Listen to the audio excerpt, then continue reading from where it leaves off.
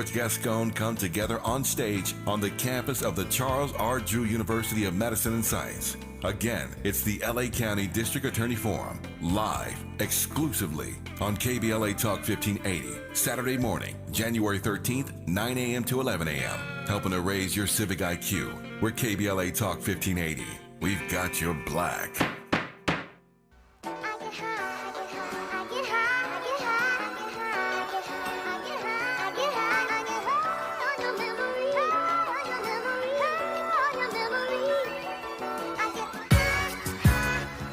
Every day, every night, all the time. I need the crib with the fountain to splash. SP, the only flow that you know, with a bounce and a half. Listen, kid, I need a mountain of cash so I can roll up, hop in the whip and like bounce to the ab. I get high cause I'm in the hood, the slums is around. Take my son just to ease the pain and humble me now. And I'd rather roll something up, cause if I'm sober, dog, I just might flip, grab my guns and hold something up. I get high as a kite, all alone in the zone, ghost float, cases dying tonight. So I roll them up, back to back, fat as I could. You got beef and Styles P, I come to splatter the hood. Every day, every night, all the time. Welcome into hour 2 of RSVP with Jill Munroe here on KBLA Talk 1580. Shout out to Styles P. I get high. You know, like I said, we stick to themes here, and that is going to connect to this Pete Davidson story that we're going to get into in a bit. This is the show, of course, where we hit all the trending topics across entertainment, sports, lifestyle, and culture with myself, Jill Munroe, your host. If you want to get in on any of these topics at any time, feel free to hit us up, 800-920-1580. Of course, we're on social media. Hit us there. KBLA 1580. I, of course, am at Stiletto Jill everywhere. Say hi. I don't bite. And, you know, make sure you download the app because, as I said, coming up in hour 3, we have an interview with Ava DuVernay about her new film that it comes out January 19th called Origin. It's a very interesting film, as well as a conversation with Lenny Kravitz and Coleman Domingo from the Golden Globe Awards on Sunday about the film Rustin. So download the app so you don't miss out. Okay, so listen. I know that we've talked a bit about Jonathan Majors this week. A little bit, just a little bit, right? Well, earlier in the week, someone asked what would be the fate of his film Magazine Dreams. As we discussed, it was a huge buzz at several film festivals last year, most notably the Sundance Film Festival, which took place in January 2023. It was originally slated for release at the end of 2023 in November or December, but we know some things happened last March that altered all of that. So, as suspected, it is going to be shelved, right? It was set to be released last month, as I mentioned. It is a drama, and the owner of the film, it's the Disney-owned studio Searchlight Pictures. Of course, Disney also owns Marvel, but Disney owns ABC, and Jonathan was just on there Monday in an interview, which really felt like a test run. Like, could we invite him back? What does the public really feel about all of this? But that's just a thought. We'll see what comes to play as far as Marvel. But right now, Magazine Dreams has been shelved. You know, it is not likely to ever see the light of day. They've been quiet as far, and by they, I mean Searchlight, as far as their feelings about Jonathan while all of his legal issues were worked out and gone through. But now that he has been found guilty, they have to figure out what's going to go down with the film, right? But there really isn't a scenario where most can see Searchlight opening the movie on the big screen. There is some violent context to the film, And that coupled with Major's legal drama, they feel like it might be too problematic to market. He trained for over a year to portray the main character of Killian Maddox, a bodybuilder who is struggling as he finds his way to stardom. Boy, life imitates art, doesn't it? Andy? My man is guilty of Misdemeanor. misdemeanors. I agree. But it is, as Cat Williams said, and others, it is the appearance that he is a violent individual, you know? It's unfortunate, but that's what happens. And they don't want the smoke Over some scratches. over and a broken finger. Okay. um, it- listen, I understand your frustration. I still think potentially we could see the film surface later down the line because they know it's quality, right? And a year or two from now, who knows what public sentiment will be. But right now, they feel like, they don't want the people saying, he's violent. He's a he's not even a convicted felon. I'm not trying to downplay the situation. I'm just pointing out that we have seen others in far worse situations be allowed to resume their career. Charlie Sheen? I mean, we already know this, right? It's just unfortunate because you have somebody like a Donald Trump who could do the things that he does and is considered to be, a front runner for the presidency. But yet, Jonathan Majors, I still call him an up and coming actor or whatnot, you know what I'm saying? Who's, reaching his prime. He gets into a little snafu with his, ex significant other. I'm not condoning anything that he did, but it's just interesting that, my man is convicted of a damn misdemeanor or misdemeanors, and people are wanting to cancel him and remove him from certain things. It's just unfortunate, and as progressive as we've been in this world, it just seems like we still got a lot of work to do.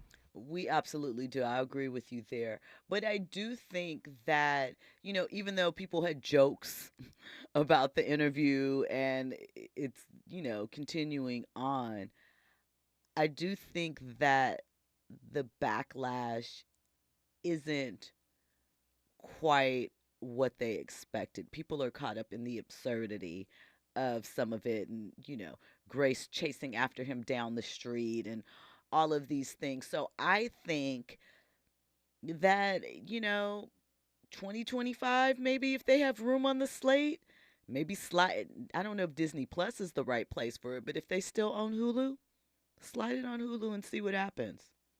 I think that could be an option for them.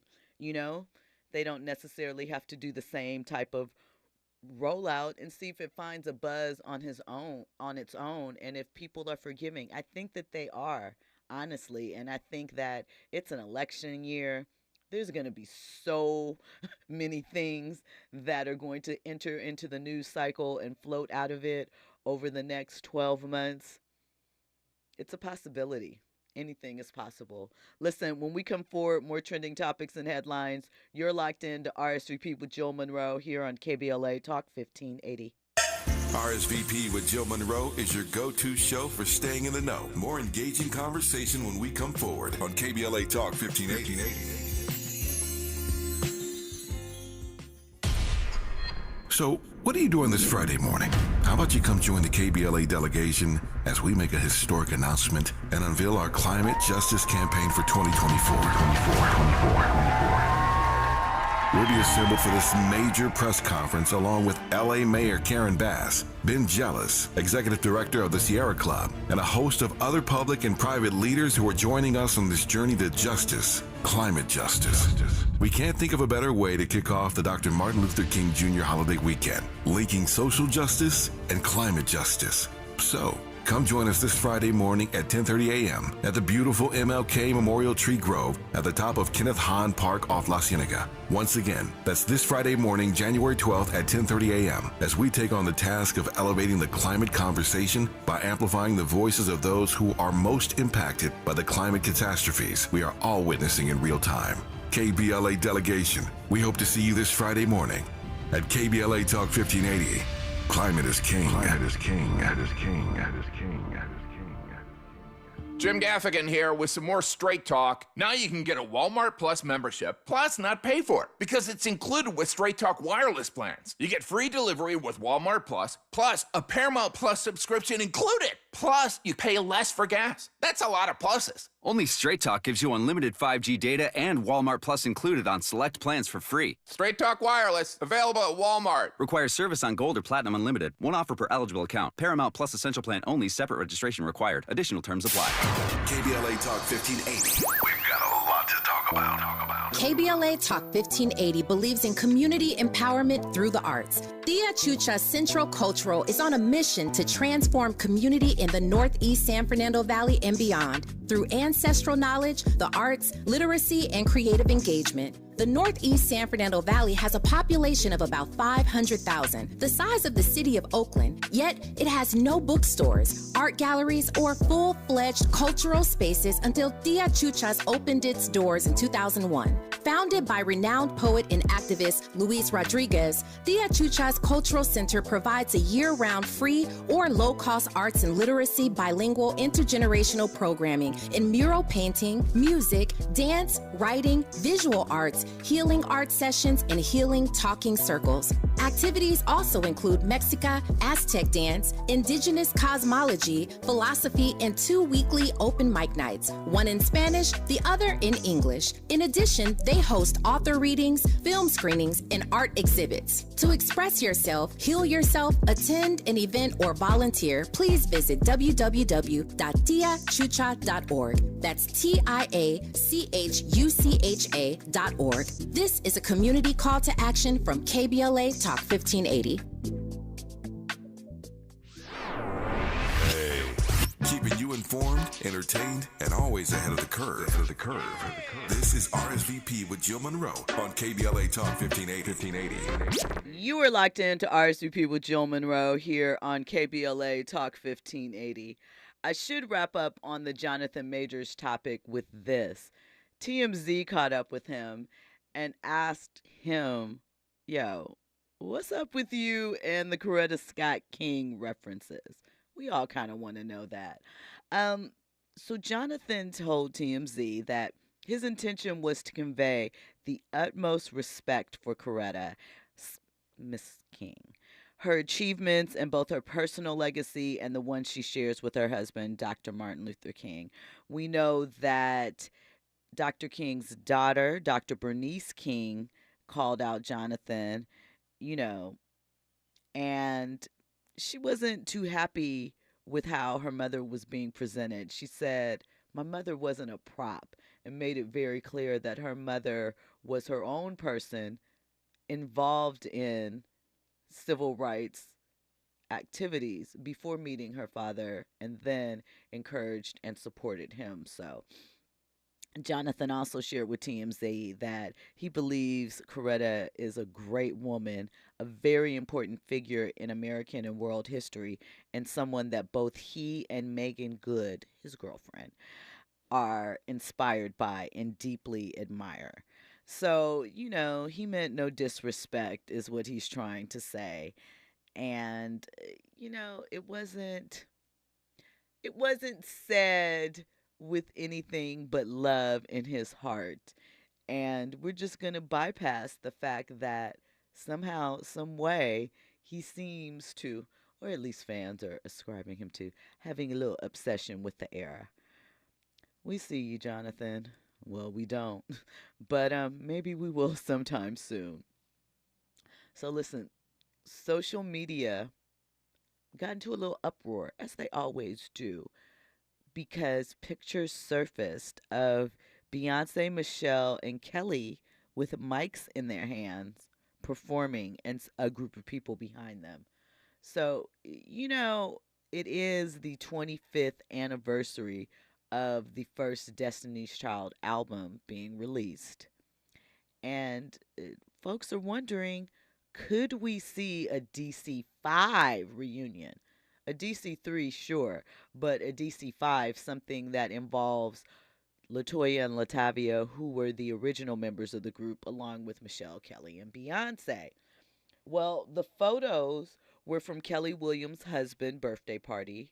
Tim Witherspoon, I believe is his last name. And he celebrated his 50th birthday earlier in the week.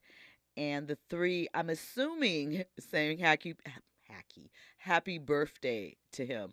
Not certain what song they performed, but they look amazing in the photo. And I hope that I mean, obviously Beyonce was on tour for like 8 months last year, but I hope that they found some time and will bless the fans with that. I mentioned this a few months back that their website, by they, I mean Destiny's Child, has been completely revamped, and it noted that it was the 25th anniversary and that they had something special coming.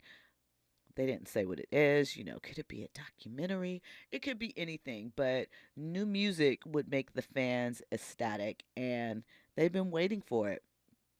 Everybody has, really.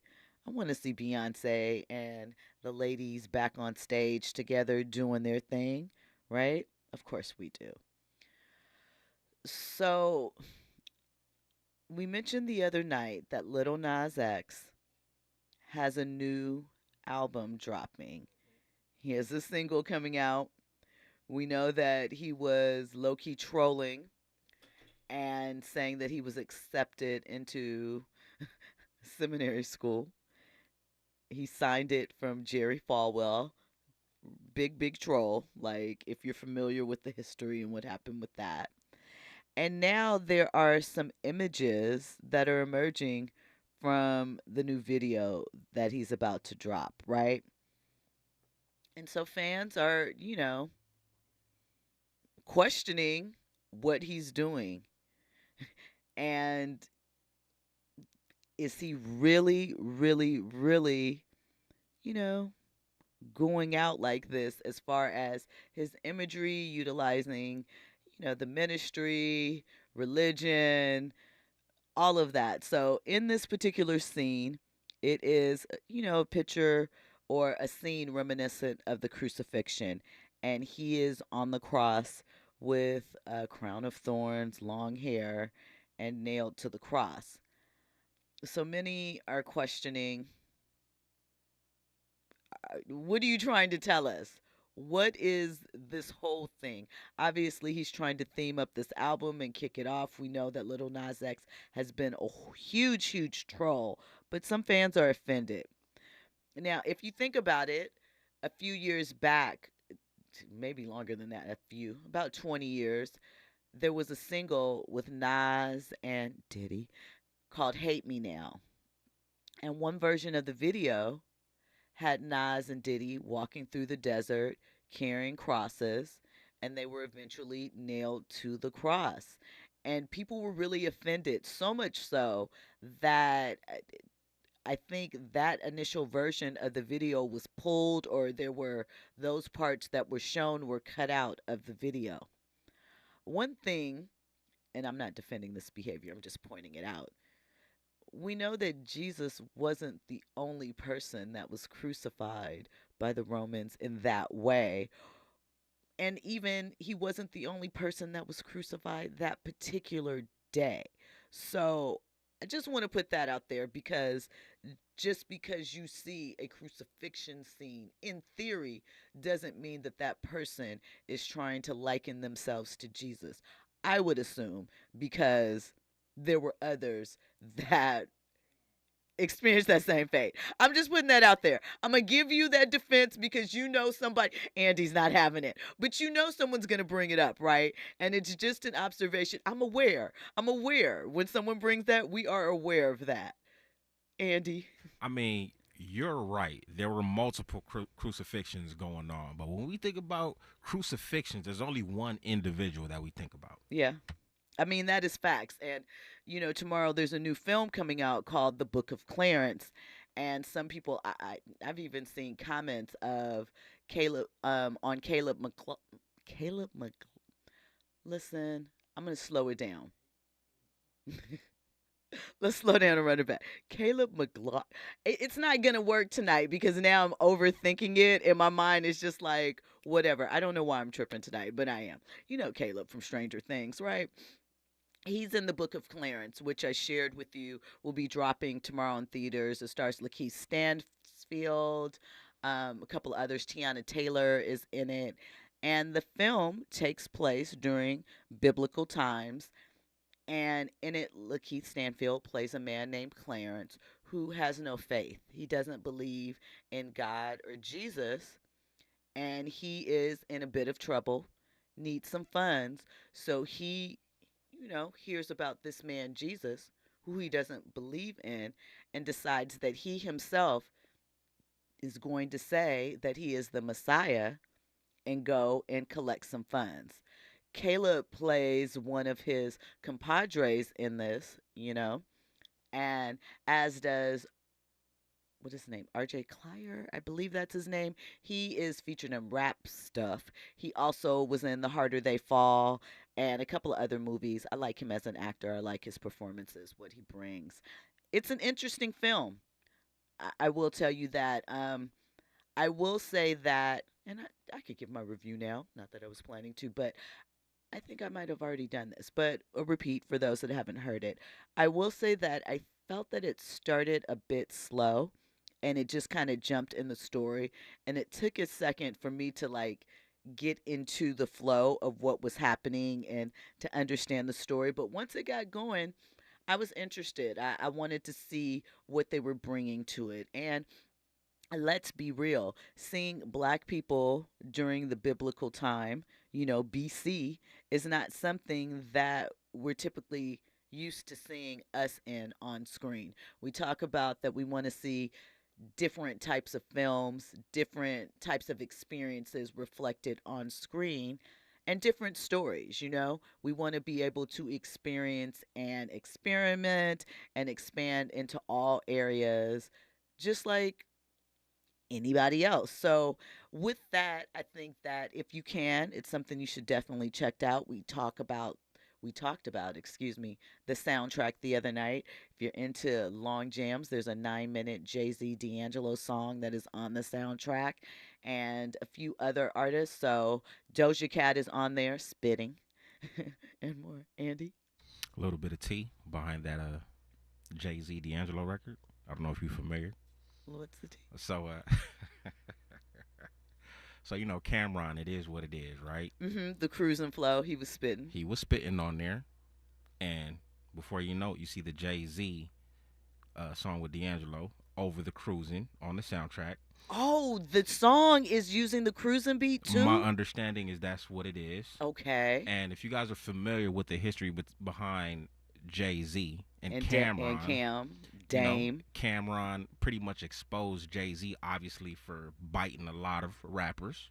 There's even I want to say it was like a 10-minute diss track against Jay Z. This is early 2000s. Okay. Where he would pretty much maybe get like a Biggie song that Jay Z sampled off of, and then he'll go into the Jay Z record or whatnot. And he accused him at the time when Cameron was with Rockefeller, how how a lot of them Philly cats, Beanie Siegel, Young Guns, and all that, how he would pretty much kind of steal their flow or whatnot. And Kanye even said it, if I'm not mistaken, on Big Brother, the song Big Brother, on Graduation, where Kanye was talking about how he wanted to do a song with Coldplay. All of a sudden, now Jay-Z got a song with Coldplay. So Cameron was just bringing this up like, yo, you saw me hit this freestyle. Now all of a sudden, you got a 10-minute song with D'Angelo. Why are you biting? And listen, I love Jigga. He's one of my favorites. I'm not going to say that he's not. However, I do think that we have to start, and I know in hip hop, it's that thing about, being real, rough, rugged, and raw, all of that. But I do think that we have to start acknowledging our inspiration sometimes. It's the same thing that we were having with the comedy conversation to a degree. To a degree. People are inspired by other people, and people will definitely take your thing and try and freak it. You know, Bernie Mac said at the end of Kings of Comedy, don't perform your new material in front of other comedians. They will steal it. And I think that goes for a lot of things. Now, how is Cameron to know? Because he does this on It Is What It Is. He'll just break out in rapping. Because why? He's a rapper. That's what rappers do. They rap. And, you know, to be fair or ironic, I guess, D'Angelo did remake Cruisin' on his first album, Brown Sugar. No, yeah. Yep, it was on the Brown Sugar album. Um, that is a great album, by the way. Just that is one of those albums you put in, you hit play, and it really doesn't have any skips. It could go on and on, like just an amazing album. That's why he had a solo versus. That is why he had, well, that's not really why, but that's why. I'm joking, I'm being funny. But no, and his verses was great. I mean, I told you guys, the only platinum plaque that I received when I worked in the music industry was for the Voodoo album. I did PR for, I worked for his label at the time, and so did PR on that album. That's the only one out of all the projects that I worked on. That's the one, but it's special to me. And, you know, D'Angelo is an artist. He brought a different sound then. You know, Voodoo brought another different sound. So sonically, I'm curious to hear what he and Jay-Z come up with. And is it like more of a D'Angelo track with Jay-Z just spitting in a couple of bars here and there? Or what? Like, how does it break down and how does it play out? Is there a big instrumental break in it? I'm curious to see. So I like music. I like art. And, you know, did you listen to D'Angelo released an album not too long ago? I didn't check it out. No shade, no tea. I just didn't. But I may go back around and visit it. I feel like sometimes, though, with his latter stuff, you have to be in the right mood or mindset to take that in. You know, that's just the way it is with certain things. Listen, on the other side, we're going to get into Wiz Khalifa's comments about Amber Rose. That's still his soulmate. That's what he said, basically. And we're going to get into Pete Davidson's comments to Aretha Franklin's family at her funeral. All of that and more on the other side. You're locked into RSVP with Jill Munroe here from KBLA Talk 1580. Hennessy, I smoke like Bob Marley did. Add to that I smoke like the hippies did back in the 70s. Spit with the finishing touch.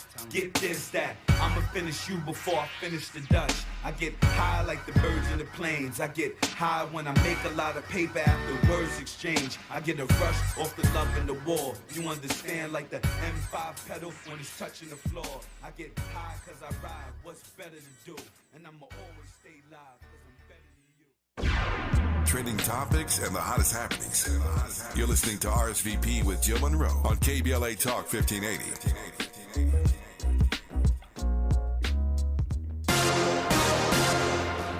The Pentagon's Inspector General will review how the department handled Defense Secretary Lloyd Austin's hospitalization. Brigadier General Pat Ryder told reporters he will assess whether DoD policies are sufficient to ensure timely and appropriate notifications. This comes as Austin has faced criticism for failing to promptly notify top officials of his absence during hospitalization for prostate cancer. Austin was hospitalized January 1st following a December cancer surgery and spent days in the ICU at Walter Reed. President Biden and other top officials did not learn of his hospitalization until days later. Ryder said Austin is still hospitalized and is recovering well. Federal judges are setting a March 29th deadline for the final redrawn maps of the 13 Detroit House and Senate seats. The court is also appointing 2 special masters to assist with the redraw. The new maps are correcting maps that were drawn using consideration of race as a dominating factor. That's the latest. I'm Amber Payton on your home for 24/7 News, the Black Information Network. For victims of drunk and drug driving, our grief is unique. But you are not alone. You always have a place at MAD. Call our 24-hour victim helpline at 877-MAD-HELP or visit mad.org. So, what are you doing this Friday morning? how about you come join the KBLA delegation as we make a historic announcement and unveil our climate justice campaign for 2024. We'll be assembled for this major press conference along with LA Mayor Karen Bass, Ben Jealous, Executive Director of the Sierra Club, and a host of other public and private leaders who are joining us on this journey to justice, climate justice. We can't think of a better way to kick off the Dr. Martin Luther King Jr. holiday weekend, linking social justice and climate justice. So, come join us this Friday morning at 10:30 a.m. at the beautiful MLK Memorial Tree Grove at the top of Kenneth Hahn Park off La Cienega. Once again, that's this Friday morning, January 12th at 10:30 a.m. as we take on the task of elevating the climate conversation by amplifying the voices of those who are most impacted by the climate catastrophes we are all witnessing in real time. KBLA delegation, we hope to see you this Friday morning at KBLA Talk 1580. Climate is king. Climate is king. Climate is king. Climate is king. Climate is king. KBLA Talk 1580. We've got a lot to talk about. KBLA Talk 1580, connecting you with services and solutions. Legal Aid Foundation of Los Angeles is a nonprofit law firm that protects and advances the rights of the most underserved, leveling the playing field and ensuring that everyone can have access to the justice system. Every year, LAFLA provides free, high-quality legal services to more than 100,000 people living in poverty across greater Los Angeles. Their unique combination of neighborhood offices, self-help centers at courthouses, and domestic violence clinics puts Legal Aid Foundation of Los Angeles on the front lines in vulnerable communities and at the forefront of change. LAFLA's expert team of attorneys, paralegals, and support staff works to provide direct representation, offer counsel and advice, provide referrals, and educate the community about their legal rights through workshops and seminars. With locations all over LA, you can access their services or volunteer to help no matter where you live. And if you have an urgent issue, call 213-235-0060. That's 213-235-0060. To get legal help, make a donation, or volunteer, visit lafla.org.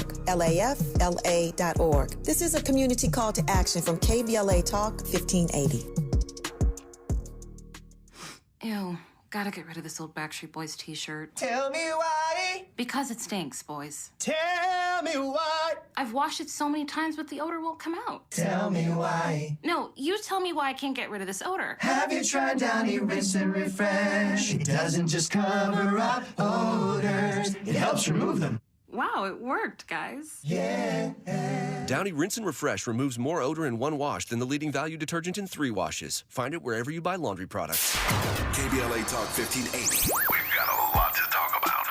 KBLA Talk 1580, connecting you with services and solutions because we've got your black. Listen up. If you're one of the more than 100,000 California tenants who were rejected or delayed when applying for COVID rental assistance, you've got a second chance. Under the terms of a new settlement, California's Housing and Community Development Department agreed to audit its past denials. The program ended in March 2022, but the advocacy groups Alliance of Californians for Community Empowerment, Policy Link, and Strategic Actions for a Just Economy sued the department. According to the coalition's analysis of state data, the department rejected nearly 30% of all applicants. Under the settlement, the department agreed to clear all renters in the pipeline within 6 months. The settlement applies to anyone who sought assistance from the state's Housing is Key program before April 1st, 2022, whose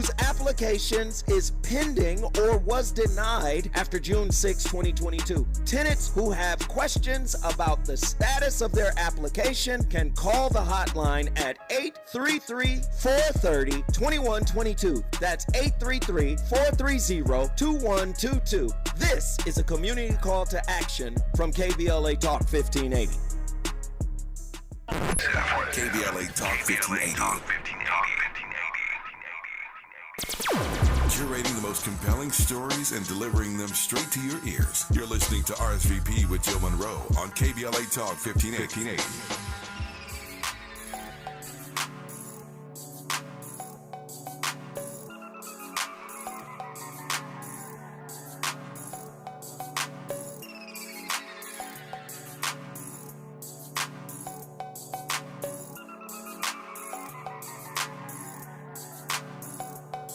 smoking everywhere I go. No sticks, no seeds, just Al Green. Always gotta keep one roll. I keep that, need that, got that. I'm blowing every gram on. That perp, that bomb, that kush. You gotta understand, they know. I smoke that fire, that good, that. Concentrated, every day I'm faded. Trees prepared and properly cultivated. I nursed them, sprayed down, no chemicals. Just me and my buddy. You hear me now? Never treat you wrong, to each his own. Snoop and Wiz, the new Cheech and Chong.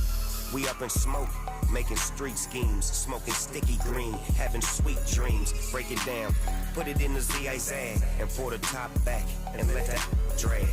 Hit the switch, quickest way to get 'em. Executive branch, get a whiff of this. Black car, sack of dank. High school, what you think? I'm passing on my classes with flying colors. And every day I'm high as smoking everywhere I go. Welcome back into hour 2 of RSVP with Jill Munroe here on KBLA Talk 1580. Again, sticking with the theme.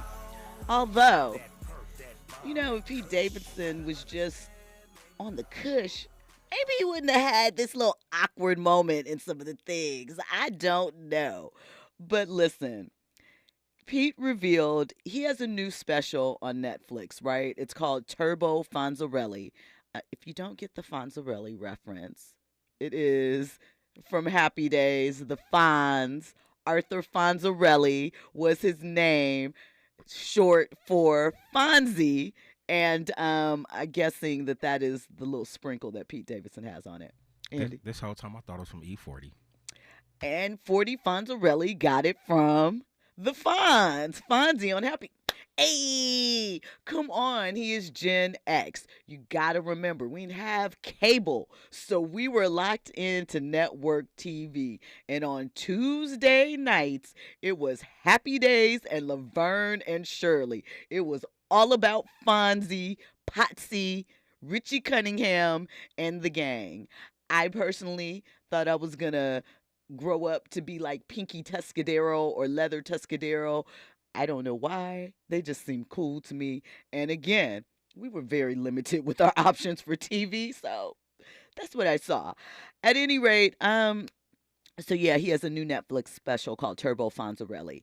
And in it, he revealed that, he has a past drug addiction. We've talked about it, several things. And ketamine was his drug of choice, right? So he was on it for about 2.5 years. He said maybe 3 years. And at the time, he was dating Ariana Grande. Side note, Ariana Grande has a new single dropping. I wonder what it's going to be on because, she has worked with a lot of Black writers and stuff. And her music has always had sort of an R&B pop sound to it. I'm a ponytail. Not really. I just, I like Ariana's music. I'm not a stan for anybody, but I'm looking forward to a new album. Anyway, Pete and Ariana were dating at the time, so he attended the funeral with her.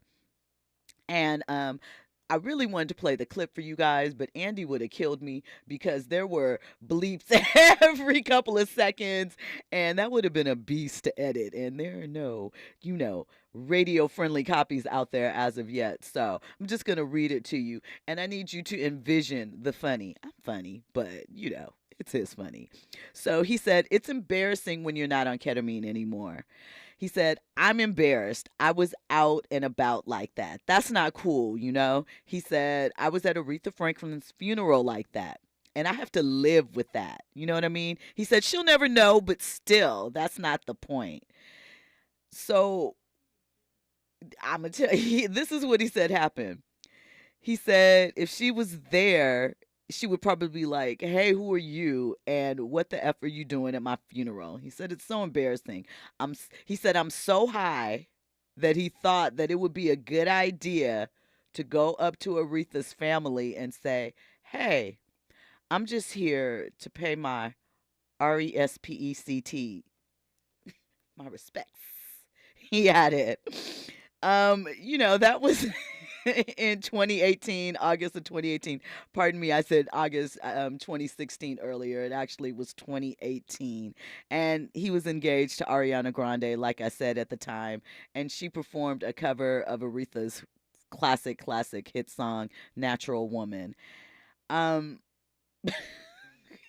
you're not supposed to laugh at stuff like that. But he's laughing and he's better now. So why would you do that? Can you just imagine? And I bet you Aretha's family didn't even know who he was and had no clue. Real quick, I want to take a moment because, we always talk about the YouTube chat, and the YouTube chat is lit. Shout out to DJ Gigi Sweet in the chat. Listen, she is fire. Go check her out. Go follow her. Her mixes. She's a joy to listen to. I don't know her personally, but she popped up in the chat, so I'm shouting her out because I appreciate her. And she said, thank you. She's been enjoying my show. Keep it going. So I appreciate her, and I love what she does. Girl power here. I just want to show my flowers as well, too. Another LA legend. Shout out to you, Miss DJ Gigi Sweet. We all about the LA in here, so give it up for that. Shout out to Urban Spinster in the chat. She says, Ariana thought bringing her high as a kite boyfriend there would be a good idea. You gonna roll with your boo no matter the circumstance sometimes. And maybe she thought he had it under control. Maybe she didn't know he was gonna pop off during the ceremony. I do not know. I just could not believe that his mind went choo like that. Speaking of Pete, this is kind of a roundabout reference to Pete, and then we're going to get to the Wiz and Amber story. But, Travis Barker, who is Kim Kardashian's now brother-in-law, and obviously Kim Kardashian is Pete Davidson's ex-girlfriend. Follow me. I'm connecting some dots and it's going someplace. Well, she was recently on a podcast, the Dumb Blonde podcast. So and this is something that's been rumored for a while, that Kim Kardashian and Travis at one point in time had some type of relationship, some type of connection going on, right? So Shanna says that she discovered text messages in which the two were planning on sleeping together while she and Travis were still married. She said that the two were planning to meet up at Kim's sister's house. I'm assuming Chloe, not Courtney. Or it could be Kylie or Kendall, but I'm just going to assume it wasn't Courtney, where they were trying to meet up to, hook up. And Shauna said, I wanted the relationship to work. I was so in love with him. And she said when she showed him the copy of the text message on his phone, he just erased it out of his phone shortly after. She said she then confronted Kim about the messages, and Kim replied to her, I don't like white guys. So that was supposedly the end of that. Now, she believes they still had a situation. It's unclear, but he's Courtney's man now. They now have a child. Some of the fans suspect that is why Courtney goes so hard on Kim, especially as of late, because of, the past. I don't know. We've heard this about, the sisters inadvertently, or maybe, it's a friendly competition, this happening before. So we'll have to see if any more information comes out about that. Look, Courtney doesn't mind. And they probably maybe chatted but didn't take it there. So from that perspective, I don't know. I wouldn't say that that's the same as someone actually dating or whatever, dating behind your relative, sister, whatever. But, the Kardashians make it work. Listen, when we come forward, we're going to get into Wiz and Amber and why Wiz says Amber will always, always, always be a love for him. All of that and more on the other side. You're locked into RS Repeat with Jill Munroe here on KBLA Talk 1580. Infusing a sense of fun and entertainment in every episode. You're listening to RSVP with Jill Munroe on KBLA Talk 1580. More when we come forward. Substance use disorder and addiction is so isolating. And so, as a Black woman in recovery, hope must be loud. It grows louder when you ask for help and you're vulnerable. It is the thread that lets you know that no matter what happens, you will be okay. When we learn the power of hope, recovery is possible. Find out how at startwithhope.com. Brought to you by the National Council for Mental Wellbeing, Shatterproof, and the Ad Council. JP Morgan Chase is building on the investments in California and around the country to help close the racial wealth gap and build a more equitable future. As part of JP Morgan Chase commitment, they are taking action to help improve financial wealth and access to banking in the Black community, helping more people open low-cost checking and savings accounts, hosting community seminars with supporting Black-led institutions by building awareness about financial investments, hiring community managers, and opening community center branches like Crenshaw, Inglewood, and downtown LA. Visit today, jpmorganchase.com/racial equity. Again, jpmorganchase.com/racial equity. Get the tools to help reach your financial goals. Visit today, jpmorganchase.com/racial equity. Again, jpmorganchase.com/racial equity. KBLA Talk 1580. We've got a lot to talk about. KBLA reminds you that when we fight, we win, and we don't black down. LA Community Action Network, or LA CAN, was formed in 1999 when 25 residents of downtown LA came together and acknowledged the problems that existed in their community and made a commitment to do something about those problems, to stand together, organize, and become a force in the community that demands change. Civil rights and preventing the criminalization of poverty are their core projects. In addition, they take on women's rights, the human right to housing, and healthy food access. LA CAN also has projects focused on economic development, civic participation, voter engagement, and community media. While downtown LA remains their home base, with a particular emphasis on the Skid Row community, in 2007, they expanded their housing and healthy food access work into South Central Los Angeles. LA CAN believes that power for low-income people and people of color is achieved through a large, active, and well-informed member base that utilizes a multitude of methods to advance their messages and goals. If you'd like to join the Los Angeles Community Action Network and organize people to fight back against oppression, please visit cangress.org. That's cangress.org. This is a community call to action from KBLA Talk 1580. Now back to more captivating conversation on RSVP with Jill Munroe. You were locked into RSVP with Jill Munroe here on KBLA Talk 1580. So listen, I mentioned Wiz Khalifa and Amber. So recently Wiz was in an interview and he was talking about his relationship with Amber and how it might be difficult for people that come in and date them or are involved with them because of the relationship that they have. And he explained a little bit about that and why he keeps it solid with her. I think Amber's a good girl. She's just a sweet person. That's why I originally, fell in love with her and wanted to start a family with her, because I see all of those qualities in her. And us not working out in a relationship doesn't mean that we're not still great people. We're just great partners right now. The things that she does inform me on or anything, I'm there for. But if it doesn't involve me, then that's not a part of our conversation. That's not part of how we deal with and I think that's really productive. It's just not bringing outside into, what happens with what's important. And we just, we bond and we kick it. We spend time together. I think that's important for Sebastian too. Showing him like, yo, we could go here, we can go there. We stand up for each other. We're at parent-teacher conferences together.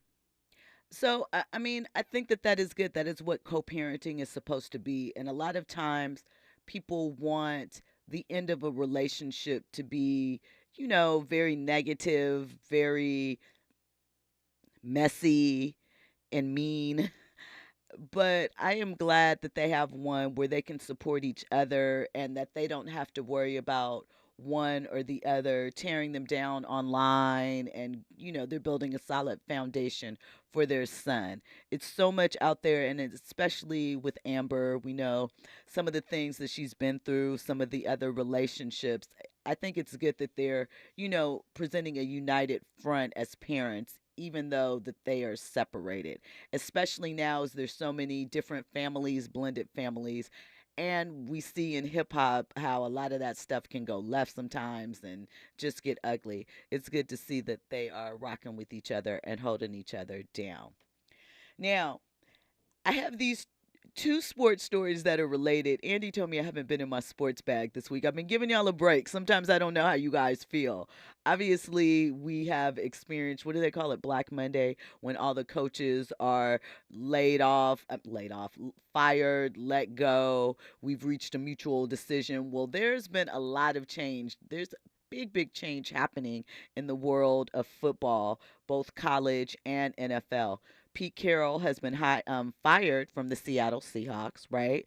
We know Michigan won the national championship on Monday, and people are looking at, is it Jim or John that it's Jim that coaches Michigan. People are wondering if he's going to stay. There is a coaching vacancy right here in Southern California with the Los Angeles Chargers that people think either Pete or Jim could be a perfect fit for.